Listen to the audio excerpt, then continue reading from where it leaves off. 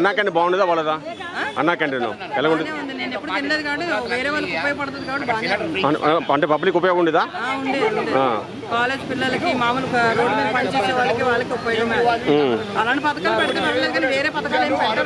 అవును, అలాంటి పథకాల మీద ఆశించడం వేస్ట్. అవును. ఇప్పుడు పథకాలు ఉన్నాయి, జగన్మోహన్ పథకాలు ఉన్నాయమ్మా. అవి వేస్ట్ పథకాలు సార్, జనాలు సోమరిపోతులు చేయడానికి ఆ పథకాలు. అవును అవును అంతే మరి, అవి సోమరిపోతులు చేయడానికి అవి వేస్ట్. అవన్నీ కష్టపడితే డబ్బులు వచ్చేటట్టు చూడాలి. జనాలకు జీతాలు ఇస్తున్నాడు ఏంటి? అతను ఇవ్వట్లేదు కదా. నిన్న పథకాలు ఇస్తాడో జనాలు జీతాలు ఆపేస్తున్నాడు. ఉద్యోగాలు ఇవ్వమనండి, పిల్లలు చదువుకున్న పిల్లలకి ఉద్యోగాలు ఇచ్చి చేయమనండి. అమ్మఒడి అవి ఇస్తే సరిపోతాయి ఏంటి వాళ్ళకి? ఊళ్ళో అప్పులు చేసుకుని తిరగడం తప్పించి ఏమి ఉండదు అక్కడ. అవన్నీ వేస్ట్ అండి, తాగేసి పడుకోవడం తప్పించి ఏం చేయరు వాళ్ళు. అంతే మరి, ఆడవాళ్ళని ఉతకడానికి తప్పించి ఏమీ లేదు. అది అంటే జనరల్గా ఇటువంటి పెడితే బాగుంటుంది. ఏమీ లేదండి, చదువు అలాంటివి పెట్టండి, ఎడ్యుకేషన్ పెట్టండి. మెయిన్ ఎడ్యుకేషన్ ఇస్తే చాలు, ఇంకేం అవసరం లేదు. పిల్లలకి చదవడానికి అవకాశం ఇచ్చారనుకో అది చాలు మనకి. అది మెడికల్ది పెద్దవాళ్ళు ఉంటారు కదా, అలాంటి వాళ్ళకి పింఛన్ ఇవ్వండి చాలు, పర్లేదు. వేరే వాళ్ళకి ఖాళీ చేతులు బాగున్న వాళ్ళకి ఎందుకండి ఇలాంటివన్నీ పథకాలు?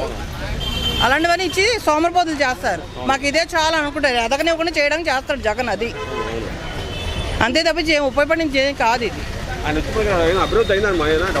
గాడిది గుడ్డు. అతను డెవలప్ అవుతున్నాడు, జనాలు ఎవరు డెవలప్ అవ్వట్లేదు. అడుగు తింటున్నారు జనాలు అందరూ. ఏమి ఉపయోగం లేదండి, ఇదనే అదని కాదు, ఏది ఉపయోగం లేదు. అతను ఏదైనా మెడికల్ది చేయమనండి, అతను మెడికల్ పని చేయమనండి, పెద్దవాళ్ళకు ఉపయోగపడినట్టు చేయమనండి. అంతే. చదువుకి ఇవ్వమనండి ఉపయోగం, వాళ్ళకి వచ్చిన దానికి ఉద్యోగాలు ఇవ్వమనండి. ఆ ఉపయోగం చేశాడు అనుకోండి అతను జీవితాన్ని ఉంటాడు. అంతే. అది ఎప్పుడో మూసాడు. అదంతా మోడీ ఉన్నాడు కదా, అది చేసిందే మోడీ. అడికేమో పిల్లలు ఉంటే బాధ్యత అని తెలుస్తుంది మోడీకి. ఏం లేదు కదా. చాలా బాగుంది. వచ్చిన కరెంట్ బిల్ దాన్ని కట్టుకోవడానికి సరిపోతుంది మాకు సంపాదించింది. ఉన్నాయి, ఎప్పుడు వాడుతున్నాం కదా, వాడినా కూడా అలాగ రాలేదు కదా, ఇప్పుడు వస్తున్నాయి అలాగా. యూనిట్లు పెంచేస్తున్నాడు, 100 రోడ్డు 50 రోడ్డు పెంచేస్తే ఇంకేముంటుంది? ఎంత తగ్గించి వాడుతున్నా అదే బిల్లు వస్తుంది. అది గ్యాస్ 11 ఉందండి. ఫస్ట్ ఎంత ఉండేది? చంద్రబాబు ఉన్నప్పుడు 300 ఉండేది. మళ్ళీ ఏమైనా వేసేటట్టుకుంటే అలా చేసేవాడు 500 దాకా. ఇంక తర్వాత నుంచి చేయనే లేదు కదా. మరి అవి డబ్బులన్నీ ఏం చేస్తున్నాడు? మాకు 1100 తీసుకొని 300 సిలిండర్ 1100 తీసుకుంటున్నాడు. మిగతా డబ్బులు మరి అందుకే కదా అలాంటి పథకాలు ఏం పెట్టకపోతే బాగానే బతుకుతారు జనాలు. అది నేను అంటుంది. అతను ఇవ్వచ్చు పథకాలు, కాకపోతే ముసలోళ్ళకి చదువుకునే పిల్లలకి ఆరోగ్యదానికి ఆటలకి ఇవ్వమనండి. లేనిపోయిన దానికి అన్ని ఇచ్చేసి ఇంట్లో కూర్చోబడి దానికేంటి? అది మంచిగా చేస్తే ఛాన్స్ ఇస్తారు కానీ లేకపోతే ఇవ్వరు. ఇలాంటి పథకాలు ఇస్తే అసలు ఇవ్వడు, ఎవరు ఇవ్వరు. అలాంటి పథకాలు వద్దు, అసలు అవసరం లేదు అనుకుంటున్నాడు తను. జనాలకి ఏంటి అనుకుంటున్నారు? డబ్బులు ఇచ్చేస్తాను కదా మాకు వేసేస్తారా అని అనుకుంటున్నారు అంతే. అతను ఏం చేస్తారో తెలియదండి మాకు. అతను చెప్తున్నారు కానీ మనం తెలియదు కదా. ఇప్పుడు జగన్ కూడా ఎందుకు వేశారు? వాళ్ళ నాన్నగారు మొక్కను చూసి వేశారు. ఏదో బాగా చేస్తాడు కదా, యూత్కి ఒకసారి ఇవ్వాలి ఛాన్స్ అని ఇచ్చారు. ఆ యూత్ ఏంటని చూపించాడు కదా. అందుకే అంటారు పెద్దవాళ్ళు చేసేది పెద్దవాళ్ళే చేయాలా, చిన్నవాళ్ళు చేసేది చిన్నవాళ్ళే చేయాలని. అతను పర్లేదు, అతని పేరు ఉంది, అతని పేరు ఇతను చెడగొడుతున్నాడు వచ్చి. వాళ్ళ అమ్మ నేను చెల్లిని నేను హైదరాబాద్లో తోచాడు. ఇంట్లో పెళ్ళం చెల్లికిను అమ్మకే చెల్లిని మాకేం చేస్తాడు? అంతే కదా. ఇంట్లో ముందు వాళ్ళకిద్దరికి గౌరవిస్తేనే కదా ప్రజలకు చేయడానికి. అదే అది పథకాల వరకు పెంచడం వరకు బాగానే ఉందండి. పథకాలు పెంచడానికి పెద్ద ఏముంది కాదంటే మధ్యతరగతి కుటుంబానికి అన్ని అందుబాటులో ఉన్న ఏ ఇష్యూ కూడా కంప్లీట్ కావట్లేదు. ఆఖరి ఈదులోకి వస్తే రోడ్లు కూడా బాగుపడలేదు. అని చెప్పి ఓట్ల రాజకీయాలు అని చెప్పుకుంటే ఏమో చెప్పలేము కానీ జనరల్గా ఉన్నటువంటి ఈ పథకాల వల్ల మధ్యతరగతి కుటుంబాలు దేకేసే పరిస్థితికి వచ్చారు. ఇదే పరిస్థితి కొంతకాలం సాగితే ఆలోచించవలసిన విషయమే. బయటకు వచ్చి ఏం చేయాలో కూడా తెలియట్లేదు. ప్రతి దాంట్లోని ట్యాక్సులు పెరిగిపోయాయి, జిఎస్టీలు పెరిగిపోయాయి.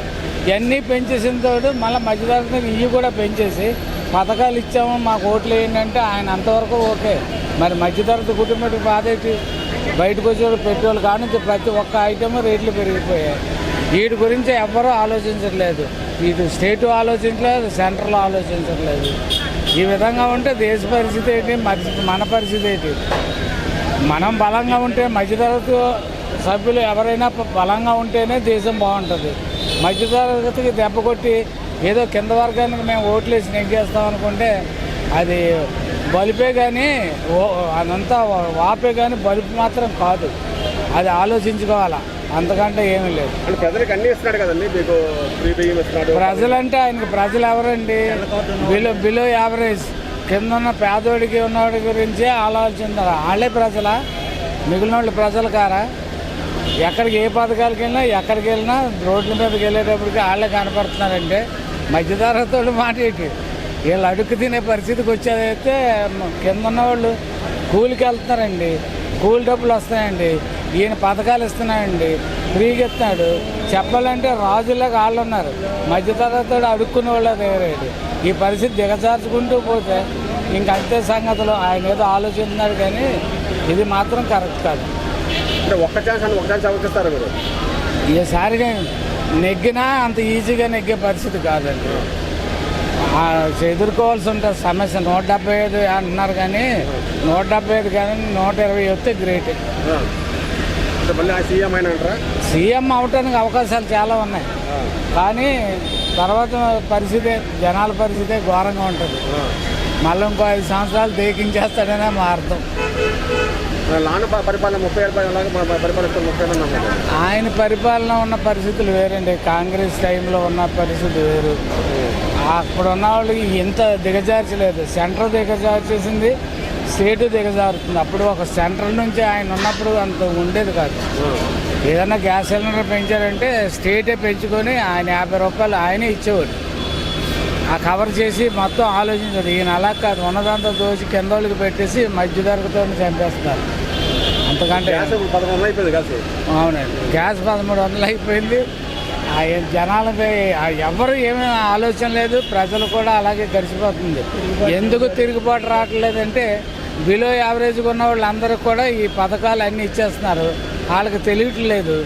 పైన ఉన్నవాడు అలాగా కొనుక్కుంటున్నాడు, మధ్యధరతో నోరు ఎత్తలేడు. అలాగే అణిగిమణిగి నానా బాధలు పడుతున్నారు, చెప్పుకోలేని పరిస్థితిలో ఉన్నారు. ఇది ఎప్పటికీ మరి సరిపెడతారో, ఎప్పుడు దీన్ని బాగు చేస్తారో ఎవరికి అర్థం అవ్వట్లేదు. దీని పరిష్కారం ఏం లేదు. ఇటువంటి గవర్నమెంట్లు ఉన్నంతకాలం పరిష్కారం ఏది అవ్వదు.